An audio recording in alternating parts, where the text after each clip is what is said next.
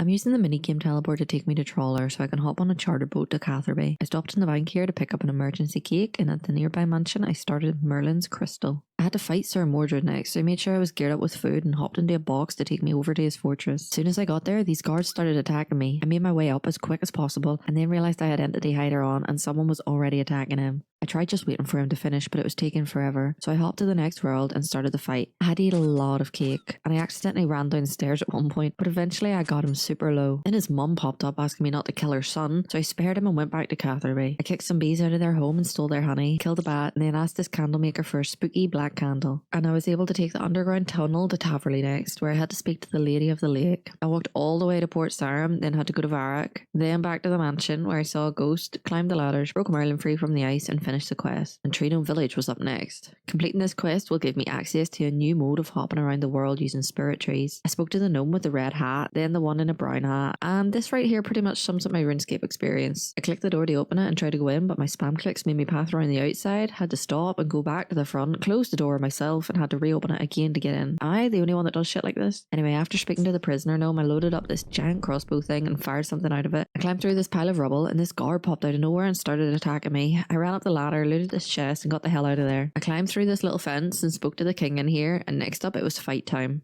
I threw my spells out at the guy here, but for some reason he kept walking away from me. This was messing up my safe spot, and I had to keep running in and attacking him and then running back to my safe spot area. I really should have marked the tile too, because I kept forgetting which one was safe, and I took a few whacks because of it. It only would have taken 3 max hits to kill me here, and my reactions are shockingly slow. But I was able to defeat him without dying. I lifted his balls off the ground and then gave them to this fancy tree, and now I could finally use the spirit trees to get around this world faster. This quest also gave me a hefty attack XP drop, which upped my level to 38, and also upped my combat to 37. I decided to do Below Ice Mountain next. I had to grab some bread from the cake stall before heading over to Willow to start the quest. The entire thing seemed to be some sort of PE lesson. There was jogging on the spot, star jumps, 100-meter sprints, push-ups, and a cooldown with some games of rock, paper, scissors. In round 1 I chose rock and he chose paper, but apparently he was too hammered to think straight, so I won that round. Then I won the second and the third rounds as well, and after that was over we blew up the doors into these ruins, and they left me alone here to fight this rock man. I tried to do the pillar method to kill it, but it kept hitting me. I stuck at it though, and soon enough it was dead, and now I had access to the ruins of Camdazal. I haven't a baldy what you can actually do here, or if it's useful, but at least I've unlocked it for now. I teleported out of there and killed a rat to get its bones, then killed a goblin for its skull, and a ram for its skull too. I tried to go into the swamp hole, but I didn't have a torch. I thought, fuck, I'll try to go in anyway. And then this message appeared in my chat, so I ran back out, killed a unicorn for its horn instead. I grabbed myself a light source and tried that swamp hole again. Attacked the hopper for a frog leg, carved a canoe to take me to the Champions Guild, hopped out of it and went straight to the bear nearby, took its ribs. I ranged a monkey and then I cast a telegrab to get its paw, and then I had to buy lots of vinegar and throw each bone into a pot. Now I had to cook them. This quest is so odd. Each time I had to light my own fire, put the pot on, and then wait for them to boil, and then do it all over again. Once it was finished, I handed them over to this guy with a huge sack and I finished the quest. It gave me enough prayer XP to level up to 20. Told the guy in the library about that quest and got myself a nice little bit of XP. I decided to throw it on construction and I brought it up to 31, and that's where I finished for the night.